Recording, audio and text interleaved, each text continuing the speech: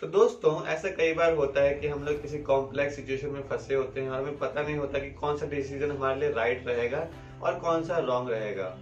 तो चलिए इस वीडियो में डिस्कस करते हैं कि क्या वो प्रोसेस है जिसको फॉलो करके हम एक डिसीजन पर पहुंच सकते हैं और उसके हायर चांसेस है कि वो सही होगा। मैं नहीं कहूंगा कि सारे ही डिसीजन जो आप लेंगे वो सही होते हैं, क्योंकि it depends on multiple factors for a decision to be right. So I am not saying that the method which I will share is going to help you to make right decisions always. You can't make always right decisions. But the process which I will share, this will really help you to make better decisions. Alright? So let's see what is the method.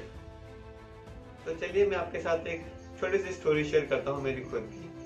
मेरे को एक बार कहा गया था कि मैं अपनी city से बाहर जाके काम करूँ, लेकिन उस टाइम मुझे बहुत ही इम्पोर्टेंट काम था दिल्ली में। पूरे 1 महीने के लिए मुझे वो पर्सनल काम था जो मुझे करना था, लेकिन फिर भी मेरे से कहा गया कि मैं दूसरी जगह काम करूं। तो उस समय में बहुत ज़्यादा कंफ्यूज हो गया था कि मेरे लिए क्या ज़रूरी है अभी के टाइम पर। तो उस टाइम मैंने इस डिसीजन मेकिंग प्रोसेस को फॉलो करा और मुझे सच में बहुत हेल्प मिली कि मैं कैसे डिसीजन पे पहुंचूं और मेरे लिए कौन सा राइट डिसीजन है और कौन सा बेटर डिसीजन है। तो इस चीज़ के लिए मुझे बहुत हेल्प मिली। ये डिसीजन मेकिंग प्रोसेस में खुद भी यूज़ करता हूँ और इसे आप भी यूज़ कर सकते हैं। ठीक है, तो चलिए स्क्रीन पर देखते हैं कि क्या वो प्रोसेस है। तो चलिए दोस्तों देखते हैं कि डिसीजन मेकिंग प्रोसेस एक्चुअली है क्या। तो एक क्वेश्चनिंग प्रोसेस है। इस प्रोसेस में आपको क्वेश्चन करने होते हैं और सवालों के आंसर देने होते हैं। ठीक है, तो चलिए पहले देखते हैं कि पहला क्वेश्चन कौन सा है, और वो है व्हाट इज़ द प्रॉब्लम। इस स्टेप में आपको ये देखना है कि जो प्रॉब्लम है एक्चुअली में है क्या।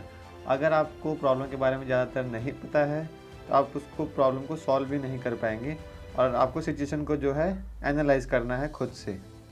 ठीक है, तो अब चलिए दूसरे स्टेप पे, जो दूसरा क्वेश्चन है वो है what are the available options. Okay, तो आपको हर एक ऑप्शन को देखना है। आपको ये जानना है कि मेरे पास अभी कौन कौन से ऐसे सोल्यूशन है जिनको मैं चूज़ कर सकता हूँ हर तरीके से। ठीक है, तो चलिए अब देखते हैं तीसरा क्वेश्चन क्या है। तीसरा क्वेश्चन है what is the best option to choose and why. तो मान लीजिए अगर आप कोई सोल्यूशन चूज़ कर रहे हो, ठीक है, तो आपको ये भी पता होना चाहिए कि वो क्यों बेस्ट सोल्यूशन है अभी मेरे लिए और ये क्यों वर्क करेगा। अगर आपने जो सोल्यूशन चूज़ किया है वो काम नहीं कर रहा है, आपको लगता है कि इसका रीज़न स्ट्रॉन्ग नहीं है, तब दोबारा अपने सोल्यूशन को एक बार एनालाइज करिए और देखिए कि इसके अलावा और क्या सोल्यूशन मैं ले सकता हूँ या ले सकती हूँ।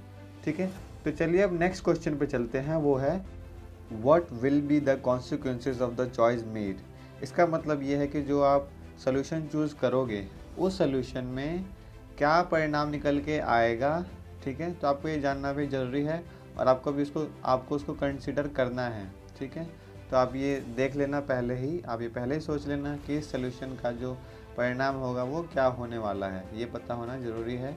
मीन्स आपको ये एंटिसिपेट करना है। एग्जैक्टली आपको बिना सोल्यूशन को इम्प्लीमेंट करे पता नहीं चल पाएगा, तो बस आपको एंटिसिपेट करना है। ठीक है, बस आपको ये सोचना है कि इसके पॉसिबल कॉन्सिक्वेंसेस क्या हैं। ठीक है, तो चलिए दूसरे क्वेश्चन की तरफ चलते हैं और नेक्स्ट क्वेश्चन जो है वो है do I need to make any change after considering the consequences in the made choice. तो अगर आपको लगता है कि इसके कॉन्सिक्वेंसेस बहुत ही भयानक होंगे जो आप नहीं बेयर कर पाओगे, तो आप दोबारा अगले पिछले क्वेश्चंस जो आपने ऑलरेडी कर लिए हैं उन पे जाइए और देखें कि और ऑप्शन आपके लिए क्या क्या अवेलेबल हैं।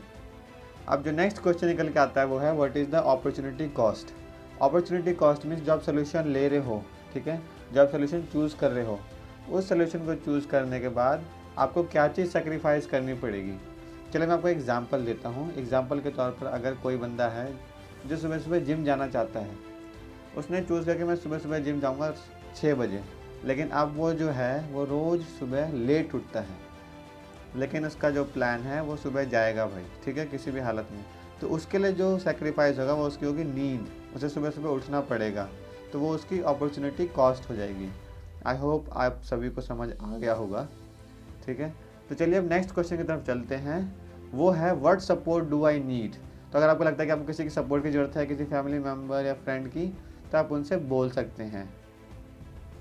और आप ये भी देख सकते हैं कि आपको किसी स्किल की ज़रूरत है या फिर और किसी ऐसे ऑब्जेक्ट की ज़रूरत है उस सोल्यूशन को इम्प्लीमेंट करने के लिए जो आपको सहायता करेगा उसको और बेटर तरीके से परफॉर्म करने के लिए। ठीक है, तो दोस्तों ये जो है ये लास्ट स्टेप है। इसका मतलब फाइनली टेक अ डिसीजन। तो आपने जो सोल्यूशन चूज़ किया है उसको एनालाइज करने के बाद, सिचुएशन को एनालाइज करने के बाद जो भी डिसीजन निकल के आता है वो आपको डिसीजन लेना है। Now there is no guarantee whether it will be right और wrong because it depends on multiple factors. मैंने ये पहले भी वीडियो में बता चुका हूँ। ठीक है ना, तो आपको मुझे लगता है इस डिसीजन मेकिंग प्रोसेस के थ्रू बहुत ही हेल्प मिलेगी। फ्यूचर में जब भी आप डिसीजन लें तो इसको फॉलो करें, यही मेरी एडवाइस रहेगी।